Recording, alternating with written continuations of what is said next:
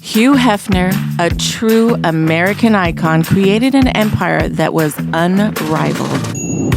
Although some of us bunnies may have gone rogue, it's because of the love and respect that we received from the man behind it all. Because after all, we did learn from the best. Relive the stories from the most prominent celebrity home in history. What happens in the grotto stays in the grotto. From those of us that lived it, The employees that worked it, And the guests who loved it. And the mayhem continues. Good morning, San Diego. I kind of always wanted to do that. here's your chance. The reason I say that is because we are talking to San Diego right now, and we have our great friend, Colin Wilkinson. Welcome to the show, bro. Hey. Thank you. Appreciate it. Good to be on. This is awesome. It's been such a long time since I've seen you. But we did talk over social media in the past year and a half or so. Yeah, but haven't actually seen each other in a while. Jen, obviously, we've seen each other. I know we missed each other this year, though, because I was in Vegas when you were back here for the Eagles game. I was so upset. Weren't you guys doing the Rogue Bunnies party when I was back there? I know. I would have been there. I probably would have flew out to Vegas to join you guys, but I was back east where you were at. Oh, Next time. I know. Dude. I know. When I saw you last time, it was right before we did the ski party, and I was trying to convince you to drive up for that, too. Oh, so that's right. We just keep missing each other at the party. That's right. That's right. But I heard the party was good, or I saw the photos, too. It looked good.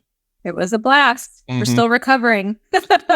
You know what's really cool about it, Colin? It was back in the day when Hef would still have his own little private parties. So like if we were to think of like a movie night or maybe like a fight night or Casablanca, you know, it's like the fam all getting together. It was just really intimate and it was really fun. So we're looking forward to it. I mean, Victoria, you're working on a lot more of those, right? I hope so, yes. That's our goal, is to have several parties a year. So you got to be there, man. I'm telling you, it's going to be cool. So, wow, here we are now in the new year, 2024. That's hard to say. 2024. 2024. Remember the Y2K thing? Oh, yeah. Everyone's that was crazy. I remember, like, we were at the mansion, right? It was New Year's Eve, and they had the thing, and everyone's looking at the time clock. Colin, do you remember the big time clock that we would have there at the New Year's Eve party? Yeah. So the whole thing is counting down, and everyone's thinking, what's going to happen? This is it. Remember that Y2K? Celebrate, or are we all gonna you die? don't remember the Y2K buzz? I don't understand what people thought was going to happen. Like, why did they come to that conclusion? They were so worried. Wasn't it about like technology? I think it was like technology. It was something about like things couldn't reset or something. I don't know. Computers were going to go down. It was so crazy. Well, you know. I know, it's crazy. Yeah. So that night, I remember the clock ticking down, and it was, you hear Prince's song, "Party Like It's 1999," right? Like we're all like, and I that remember, was pretty freaking good. It was amazing. Brett, can we put some echo on her voice? That'd be really awesome. You know what I mean? That's like a clip that needs to be used forever and ever. But I remember thinking, of course, we are all so fabulous and young and gorgeous, and I remember thinking, wonder what I'm going to be like in 20 years. What's it going to be like? Now it's like 2024. It's like past the 20-year mark of in my head where I couldn't conceive of like, where would I be in 20 years from that point? Crazy. So Colin, what year was it that you first came up to the mansion? I think it was around 2004, 2005 was my first year. Talking 20 right after, years, 20 years ago. Almost 20 years ago. That's crazy. So it was right after the 50th anniversary then, because 50th anniversary was 2003. Okay, so it must have been, maybe Kendra was up there then, but I don't think, it was a little bit after she started going up there. It was a little bit until I went up there, because I was still young. I was still underage. I was still 12 for parties. For parties, I meant. But well, she had just turned 18. So yeah. What was that like for you? I mean, was it like surreal? I mean, all of a sudden it's like, hey, your sister's going, guess what, guys, I'm going to be moving up to the Playboy Mansion. You had to have thought she was bullshitting you. Oh, 100%. When she told me that she was going to be getting a call from Hugh Hefner, I'm like, yeah, okay. Like, that's not possible. And did he call you? He didn't call me. No, he called her. I wish he would have called me. Hey, what's up, F? Ask for your blessing. Oh, yeah, I know, right? But yeah, he called. She was like, yeah, he's going to call me. And then I was like, oh, he's not. And then I think he left a voicemail on her phone. I was like, that can't be him. There's no way. And then sure enough, she started going up there. And the minute she said, hey, do you want to come up and visit? I was like, Yeah. I already got my bags packed. They've Yeah. been Like, packed. is there an extra room? Yeah. Can you just stay there, please? And Hef's voice sounds very different over the phone and on message. He sounds much younger. So like it's kind of jarring because you're like, that can't be him. He sounds way too young to be exactly. 70, 80-year-old man. Yeah. I can still hear his voice in my head. I can still hear it like from when he would call down into the butler's pantry. Yeah, sure. Oh, I would like, and then whatever it would be, but you just hear that little voice and it's just like, wow, nostalgic. It takes you back. And yet here you are, Colin, hearing this on your sister's phone. I know. And, as a young man, obviously you know who Hugh Hefner is, but I had never met a celebrity before in my life. I had never, even imagined anything like that. And here he is calling her phone. And I'm like, I don't know. I don't even know how to explain it. It was like surreal. Like, why is he calling? How is he calling? What happened? Like, what did you do? Did you know that your sister went up there to do a body painted gig? Because that's how it all started. Yeah, she did a body painted thing. And I think it was after that she told us. I don't think she told us originally. She probably didn't think about it that night. She probably just made the decision. I was like, yeah, let me try it. Yeah. And afterward, she came back and was like, hey, this is, And then eventually when she said that, she was potentially going to be moving in, I was like, go ahead. I'll come visit. I will Did you be have there. an open invitation that basically just come anytime you want? Or how did that work? As long as she was okay with it, yeah. As long as Kendra agreed, that invited us up. We never wanted to just show up and knock on the door, Yeah. Hey, we're here.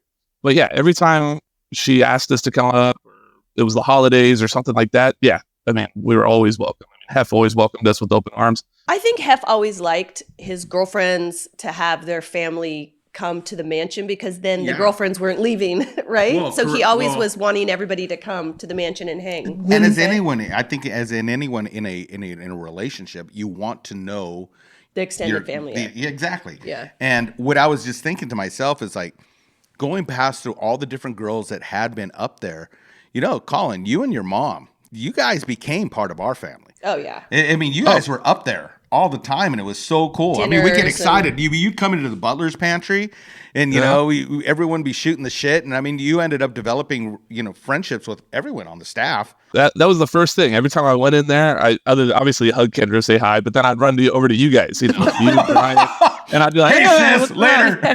Yeah. I'd run over to you guys. And like he said, we'd start talking sports, just real life stuff, just, hanging out like friends. Like I always felt extremely welcome every time I went up there from everybody. That's what I liked about going up there too. Obviously the nostalgia of being up there and, being at the mansion, but just seeing everybody too. Well, I think we want to delve deeper into that because I guarantee all of our listeners are like, man, what was that like? That's crazy. That's so cool. And you're going to be able to like peel a part of those like onion layers away. So we're going to take a quick break, Colin. We're going to be right back. For everybody, you are listening to Rogue Bunnies Mayhem. The Rogue Bunnies have had some pretty epic in real life events that I'm sure you've all heard about. Wondering how you can be included in our next one? Become a VIP NFT holder. The main benefit of being a VIP is access to our events, and lucky for you, there are multiple ways to become one. Purchase a stunning Rogue Bunnies Founder Drop Ordinal, minting now at ordinals.roguebunnies.com. Or own a legendary or epic trading card. Buy one right off of our marketplace or try your luck with a Series 1 trading card pack. Once you own one of these, get verified in our Discord and claim your status. The VIP perks don't end at in-real-life events. You'll also have priority access to future drops, gated chat channels with the Rogue Bunnies, VIP-only online events, and more. Want more details?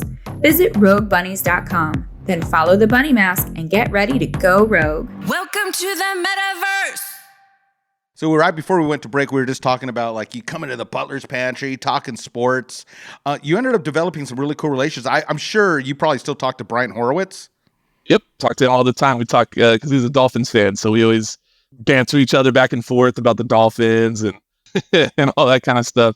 But yeah, sometimes he comes down to San Diego. The last couple of times we've missed each other. I've been out of town or whatever. But yeah, I talk to him all the time. I know, Jen, you're into sports, right? Ouch. I'm the mom and the wife of Eagles fans, so you have to support. I love hockey, so I'm a Flyers fan. That's my favorite thing to do in the whole world is go to Flyers games. But Colin is very ingrained in the Philadelphia culture of sports. Yep. So it's nice because they're back here a lot and we can reconnect. Yeah, you guys hang out when they come back and you guys do the sports and you hang out, you go to lunch and stuff, right?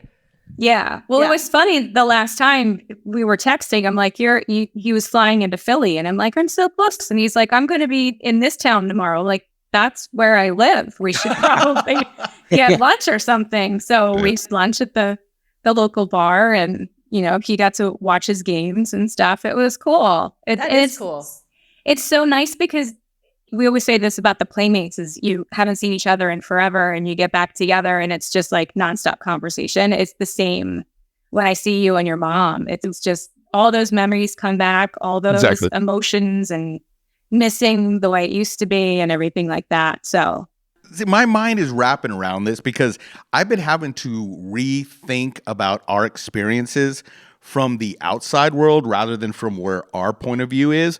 And Colin, like you said, you were underage when your sister first started up at the mansion. And now look you're going and you're hanging out with Jen, you know what I mean? And you are literally friends with all these playmates. When you're back in high school, graduating from high school, probably when did you find your first Playboy? That's what I'm curious about. Oh boy, honestly, it wasn't too much before I went to the mansion because obviously the internet picked up. So that was kind of the internet boom. So I was more on the internet side of things. But then I did my research. She said she was your research. I like that. Good wording. I was like, you make sure I'm where I'm going. I gotta just for research purposes. Let me find one of these. So then I have a question. So, and you're doing your research, right? You must have had a favorite. Who was the Playmate you met in person that kind of made you? That you're like, oh my god, that's her. That's a good question. Let's see. When I first started going up there. Oh, that's a good question. That was like Buffy Tyler time and like dating her and like Campese. Daylene Curtis. Oh my gosh. I love her. Wow. Oh my gosh, I love her. Who'd you mention? Daylene Curtis. Oh yeah. Remember she had the big blow up in the gym downstairs. Oh my gosh. I don't think I ever met her though. Yeah, they had a big blow up of her centerfold. Oh yes. Down in the gym. Well, they had a couple of them. Yeah, they did, but I mean Daylene Curtis. Yeah. Sorry. Okay. She had quite the spread. Da-da-da.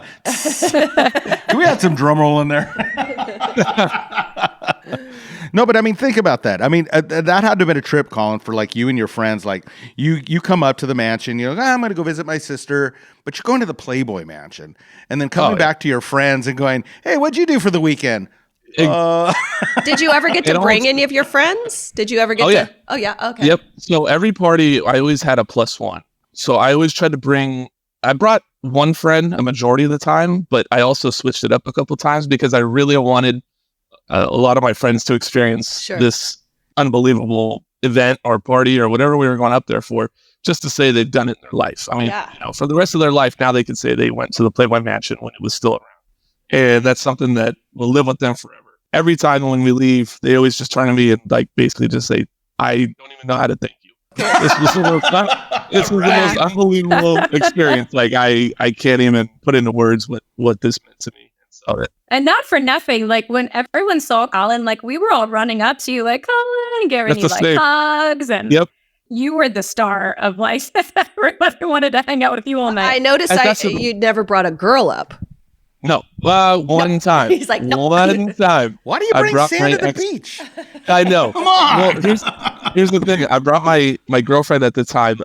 We started pre-drinking. Well, we started pre-drinking, and she ended up getting extremely sick before the party even started. So the whole party, she was throwing up in one of the rooms down the hall upstairs. Oh, no way. Yeah. So she was in the room and she was like, don't take care of me. I was like, hell no. I think it was like a yourself. Party. Yeah. I got drunk. Not me. Send a loaf of bread. DJ's going off, party's going off. You're like, no way I'm staying up here.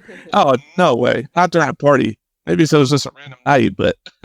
That's amazing. That had to have been a trip, though, for you. Like we were saying, like telling your friends and they're getting a once-in-a-lifetime experience. After a while, you kind of get the desensitization away from like the mystery, because now you're really seeing the Playboy Mansion for what it was.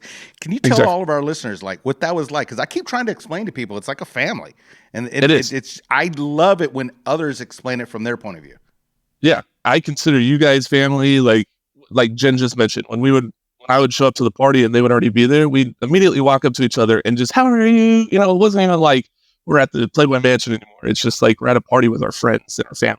We just go up to each other. How's everything? How's the family? How's whatever, you know, whatever it was, just start talking about life. You know, even though we're at a Halloween party or a midsummer party, we're sitting here talking about everybody's naked.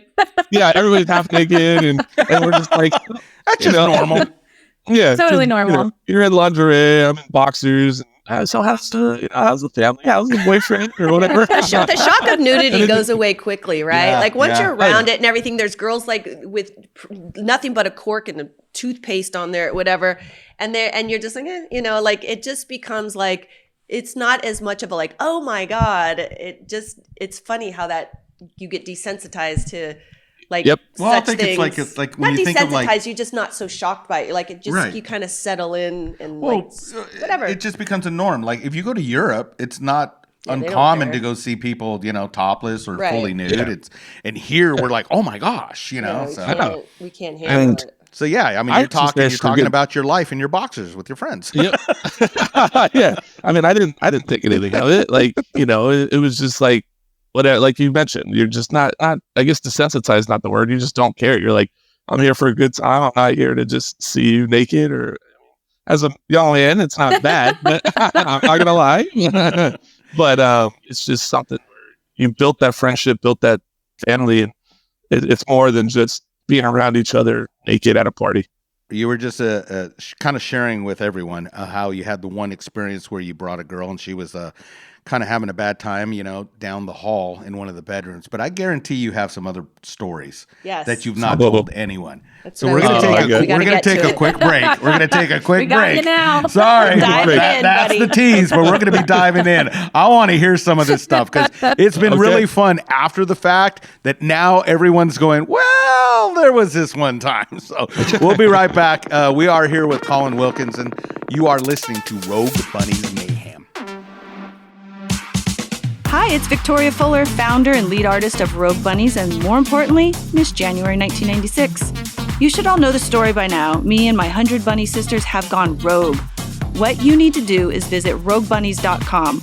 By purchasing your Rogue Bunnies NFTs, you can be part of our Discord community, which gets you early access to Rogue Bunnies series drops, special promotions, exciting IRL events, our famous poker nights, and so much more.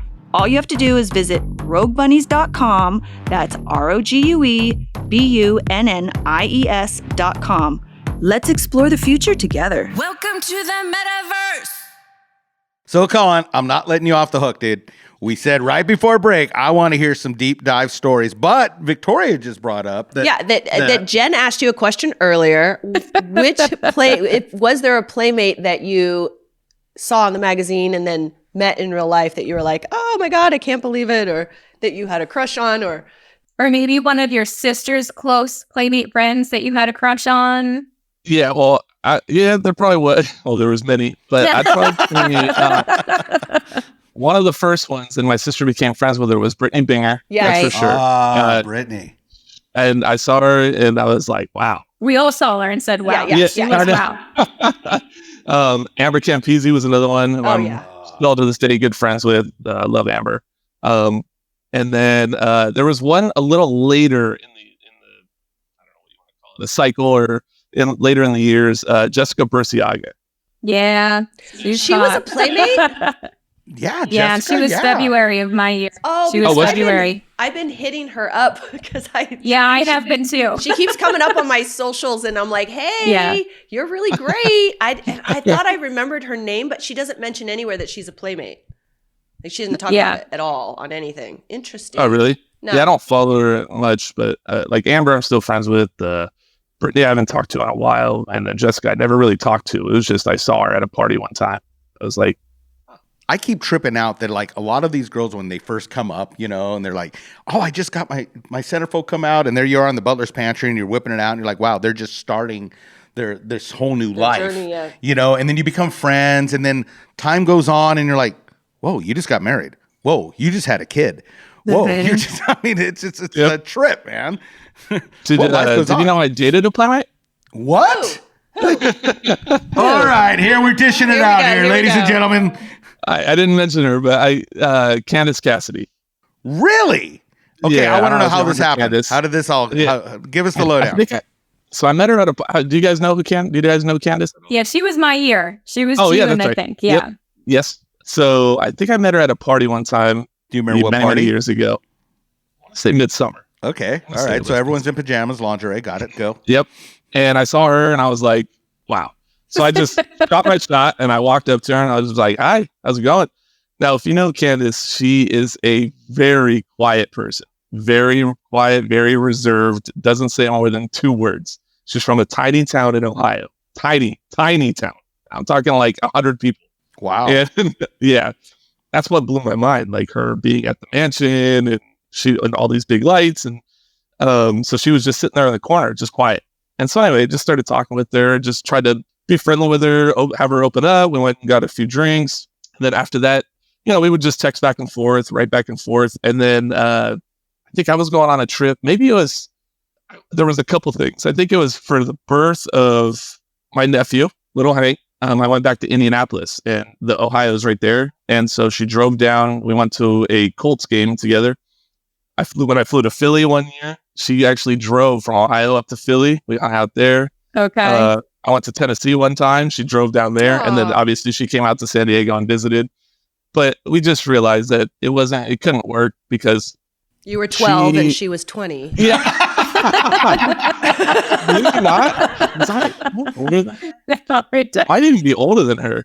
But, okay. but she was just this tiny town, quiet, and I was more of this bubbly, like going to talk with everybody. And she was never going to leave her town. She had like a dance studio there. Her whole life was there. So we just realized we're still friends, but we realized it probably wasn't going to work. But yeah, for about a year or so, you could say that we dated, I guess. Nice. That's cool, dude. Wow. Yeah. Very cool. All right. Well, now you can let the world know, and you just did. You just did. He maximized on his opportunities at the Playboy Mansion. Yes, that is for sure. Speaking about Me and my buddy- maximizing on opportunities, I mean, you were now all of a sudden not only getting to hang at the mansion, you were pulled into a reality show that, featuring your sister, and but you became part of that show. Like, people started recognizing you. What was that like? Like walking down the streets of San Diego, did people come up to you? Oh yeah, all the time. I mean, at the height of the show, all the time. It was extremely weird. We'd just be walking, and all of a sudden we'd hear Patty, Colin, or whatever. Like, do we know you? What's going on? Like, and they'd be like, "No, we watch you." The weird thing though was if they call us by our actual name. It's usually Kendra's brother, Kendra's mom, whatever. If we heard that, we know it's what it is, like how they know us. But if they were to call us by our actual name, then you are a real fan of the show. Like, our names. But it was just extremely strange in the beginning because you're just like, hold on, am I supposed to know you? Like, what's going on here? And then people would be like, can we get a photo? You'd be like, okay. This is weird. That's why I always said no. Are you Victoria from whatever I get recognized on, or Amazing Race? And I go, no. Nah. Not me. Someone else. Yeah, someone Not else. my name. I don't want to take a picture. Yep. Especially when you're out like all scrungy. Yeah, like, you're in my to the sweats. store. I'm like, oh, it's not going to go well. Did anybody start talking to you about the show? All the time. Did you this and Why that? did you do why that? Did this? Or I mean, why'd this happen? Because it's crazy how people literally get engulfed into a television show. I know. At some point, I was like, these people know my life more, or like my family's life more than we know it. Like, it was just right. Just the whole fame and celebrity thing. To be honest, I don't know if anybody knows this, but when little Hank was being born, my nephew was being born in Indianapolis, we found out that she went into the delivery room while we were in the waiting room. We found out little Hank was born on social media. What? 50 yards away from the delivery room. But this sounds familiar, but I don't think I really knew this. People had the rights to photos, magazine or whatever. Okay, yeah. Yeah. So the minute little Hank was born, it was immediately sent from her agent to the or People magazine, or whoever it was. And then they were the ones that wanted to release it or whatever. So I was just scrolling through, I think it was Twitter at the time or something, or Facebook. And I was while just you're in the waiting room in the hospital. Yeah, well, and I was just going like that. It was like 1:00 in the morning or You're whatever like, oh, time here, it was. this is what my nephew looks like. I'm glad I got to see a picture. I'm right here, but I found it. Yeah, it was very weird. That is like strange. that whole world is. Yeah. What was your favorite episode film for Girls Next Door? Like, what was the craziest or like weirdest or most uncomfortable? Because they would make the extra people do uncomfortable things sometimes. Absolutely. Just for the value of the show. So what stands out as the most crazy? All right. All right. Or two. Yeah, I was We going to have say. time. I was going to say. I think I got two. The most fun and probably the one I get recognized or noticed for the most was the episode when Hef came down. You all came down to San Diego, and that was when I brought all my friends in, and I brought the whole school. That was another time where I was actually still in high school when everybody came down. Half of the girls came down, and so I think it was like senior week or whatever those things were. So we had just happened to all be dressed in red for senior week, and I was just like, "Hey, Hugh Hefner is going to be at my house in a little bit. You guys want to go?" And they're like, "Yeah, right." And I was like, it was a stampede. It was a line out the door. Yep. So I was like, let's just, as many people as we could fit in the two cars, let's just drive over there. And so they were like, okay. Not everybody can say they got to meet Hugh Hefner. Yeah. So me being able to share that experience with my friends, So like, good. that's all I care about. Like, Or that he came to your house. Yeah, to your house. Yep. That's crazy. Yep. That was the most, like, one I get probably recognized the most for or remembered for. Oh, I remember when you brought all your friends to the house. But the one that really resonates with me is the last episode of her most recent show, Kendra On Top. Kendra On Top? Okay. Yeah. So that one was, I don't know if you guys watched it, but that was an episode where they had me finally meet my dad, who has never been in my life. Yeah. Yeah. So, she reconnected with him on the show and like had this like controversy building because I haven't seen him since I was 2 years old or whatever it was. And, he never paid child support. He was just my opinion, a scumbag person. But that's and so they wanted to build up this tension and everything. And then the last episode, they wanted me to meet him. I was like, that's fine. So, she was in a play and she did that out in Vegas. And then we went to the after party. And so they were like, all right, what you're going to do is just walk up to the bar and he's going to walk up behind you and you guys just start talking. I was like, that's fine. So I got super, super, super drunk. I was like nervous and I was like, I don't know if I'm going to do this, whatever. Nerve-wracking for sure. Yeah. Anyway, walk up there and then the thing just went straight to shit. It was no good. When you met your dad, it wasn't. I watched that whole season and I was so uncomfortable for you and your mom the whole time. I can't even put it into words. To be like, I know. I mean, the first time meeting after so long. Well, ever. And now you've got all these cameras on you. Yeah. You've got a freaking pack on your back with a mic. Yep. I mean, that's so when crazy. I walked up to the bar, there was one camera here, and then two behind us. They wanted every angle. Yeah, they wanted to make sure it right. So they got it from the right, the left, the back. And they got the lights up and all that kind of stuff. But how was it to meet him for the first time? So I didn't know what to expect. So, I'm sitting there talking with the bartender. All of a sudden I feel a tap on my shoulder and I turn around and he just goes, "Hey, Colin." And he sticks out his hand to shake my hand. And all I did was look at his hand. And I go, "No, I'm not shaking your hand." And then after that, he goes, "I'm done." And he grabbed his mic, threw it onto the ground and ran off. That was all I said. I said, "I'm not shaking." Wow. And he ran away. And then that's when I was the drunk side of me and the anger. He wasn't around and he's, he knows he did the shit job. First of all, something like that should not ever be done for the first time on a TV show. I feel like that is just very loaded. Tensions were high for everyone. I know, but moment. Kendra had a lot of stuff on her show that you're like, wow, that's really personal. I mean, Intimate, it was real personal yeah. stuff with their relationship and everything. So like, doesn't surprise me, but yeah. But if you watch the episode a little bit later on, an argument breaks out between me and my dad's current wife. But what happened was off camera, what they didn't get was I was sitting there after he stormed off. Everybody came over, we're like, "You okay?" I'm like, "Yeah, he ran away like I'm used to him doing. I don't have a relationship with him. He's not my dad. Like, I don't care. Like, it is what it is." And then all of a sudden I'm sitting there drinking with my friends. All of a sudden I get pushed in my back. I get shoved into the bar. And I was so drunk. I turned around and I cocked my fist like I was about to swing, and it was his wife. She shoved me into the bar. And she's like, "You're an asshole, blah, blah, blah." Wow. And so anyway, we got into this screaming match. Security had to come and picked me up, carried me out of the She club. had no place to do that. That's not Yeah. it. freaking Yeah, wrong, like man. that's Yeah. you know. All the girls next door, they always made me seem like the shy little quiet brother, which I was. I was a little nervous going up there, and I didn't know how to be on camera. Like, it was new to me. It wasn't normal. So I would always be the guy in the corner, like the quiet brother. So many good times though. Well, Colin, dude, I'm telling you, man, this has been a blast, and It's we would awesome. love to have you come back. I'm available anytime for you guys. Like I said, we got to this find a is time when we're all in town together. Yeah. I think Oh, that yeah. would be really dope. Oh yeah, Jen, you let us know, and then I'll drive up. Awesome. We create Yeah. a kind of fun like show, like we're like maybe Brett. Do you think that we could like set up mics at a bar, and then like we put shots in front of us and like shot for shot per question? It'd be kind of Yeah. crazy. We make it into a If you- game. We'll make it if into you a don't wanna game say for it. everyone that's listening. It'll be really If you don't fun. wanna- I'm gonna win. Because I still want to get to some secret stories that you did up at the mansion that no one ever heard. But we're gonna Oh, have yeah, to you hold can- that till We're we gonna have Get to me get you liquored drunk. up, and you can get some. Gotta loosen them up for this.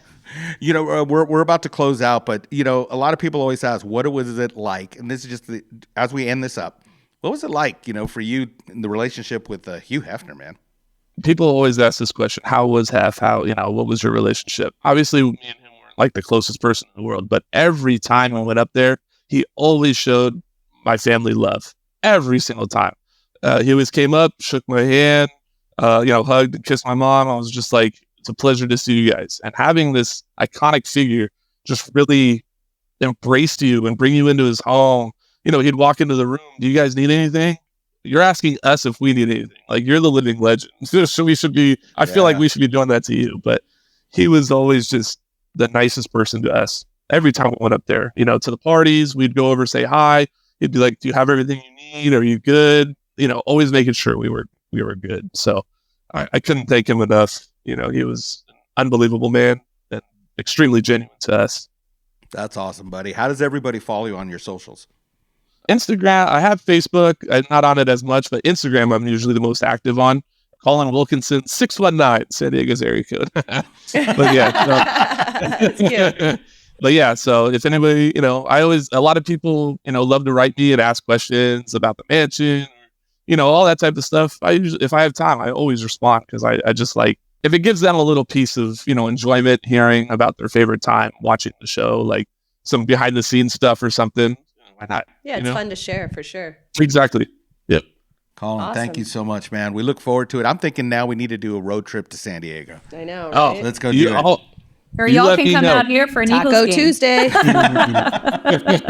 Well, thank you. You've been listening to Rogue Bunnies Mayhem. We've had Colin Wilkinson with us. I'm Brian Olea. I'm Victoria Fuller. Jennifer Pershing. And the Mayhem continues. Yay.